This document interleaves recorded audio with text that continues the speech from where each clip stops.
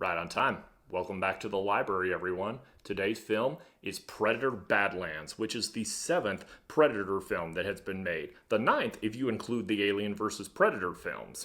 Well, yeah, I tell you, what a ride of a franchise this has been. I remember watching the original Predator back in the day and just being absolutely blown away by it. And much like the Alien franchise, the Predator franchise has rivaled it solemnly in terms of excitement and its loyal fan base. And also became a part of the purchase in 2018 that Disney made when it acquired 20th Century Fox, which gave it the rights to both the Alien and the Predator franchise. Now, Predator Badlands is a big step in fusing those two franchises together and also continuing the Predator franchise as a whole. There's going to be some minor plot details ahead. Most of this review will be spoiler-free, though. So, with that being said, Predator Badlands. The time has come. Let's review.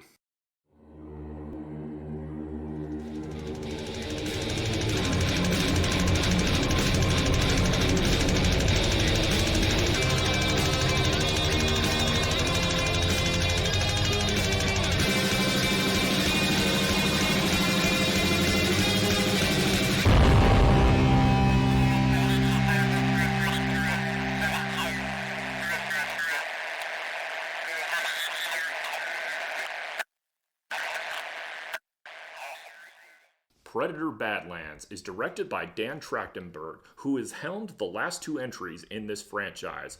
Prey, which came out in 2022, and I feel was a great return to form for this franchise, and the more recently animated feature Predator Killer of Killers that went straight to Hulu and Disney+. It was an animated film that focused on several different warriors throughout time that all took on the Predator and defeated it. I thought that was a really done one too. And now we have his third film that he has directed for this franchise. Alright, so right off the bat, let me just say that there were a couple of things that worried me going into this Predator film. First off, the PG-13 rating. Hey look, we all like our Predator movies to be bloody and gory. I'm all for that hard R violence when it comes to this kind of stuff, but I've come to learn over time the rating doesn't really matter. I mean, we all saw The Predator, right? God, that movie was horrible, and that was rated R. But yeah, you absolutely should not let that hinder you from being worried about this. The second thing that concerned me is the fact that we were completely switching this one up and making this one be from the perspective of one of the Predators. It's interesting to observe things, though, from the perspective of one of the Yautja. The Yautja, by the way, is the name of the Predator's race. That's their alien race. That's what they're called. Anywho, this film follows a young Yautja warrior named Deke as he is sent to a planet to try and kill this gargantuan beast that no Yautja warrior has ever been able to successfully kill, to prove himself as a warrior. While there, he finds a sentient robot who is missing her legs. Her name is Thea, and she is played by Elle Fanning. And she reveals herself to be a synthetic being of the Weyland-Yutani Corporation, therefore bridging the Alien universe into the Predator universe. I'm excited to see them finally start doing this. I knew they were going to at some point, but this is a good first step. Anyway, the plot kind of goes from there, and I don't really want to dive too much into it because trust me, this is just a fun experience of a movie that you should really just go into and experience. Yeah, I will say that given the premise and the setup and the way they did things, and this movie had every right to be silly and not work, but damn it if it does. There's just something fresh and fun and thrilling about the way this movie is constructed that I didn't even know that the Predator franchise needed. It's a fun movie, which I can't really say a lot of Predator movies have been. I mean, they've all been good movies. Well, you know, the good ones. They're good movies, but I wouldn't call them, fun movies. This is a fun movie.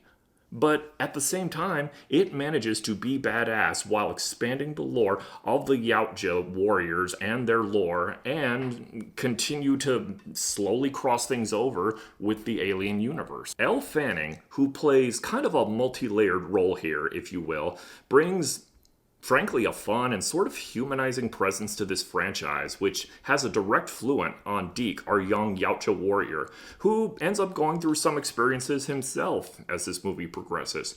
Tragic and enlightening. Now, there have been some complaints that this movie's a little too family friendly, instead of diving a bit more into the hardcoreness or like more into a Predator origin story, which I can understand. What I would really like to see in future films is more about this race. Like, what do they do when they're not hunting? What do they do when they're not constantly trying to go after a trophy? Do they have other customs, other values? Do they have religion? Do they have commerce? I don't know. So far, all we've ever really seen from the Yautja race is they basically pride themselves on who's got the biggest, who can get the biggest kill, who's got the biggest, most badass trophy, who's the biggest and the baddest. Sensitivity is weakness, doubt is weakness. I've said it before and I'll say it again. It's like if toxic masculinity was an alien race. That's the Yautja.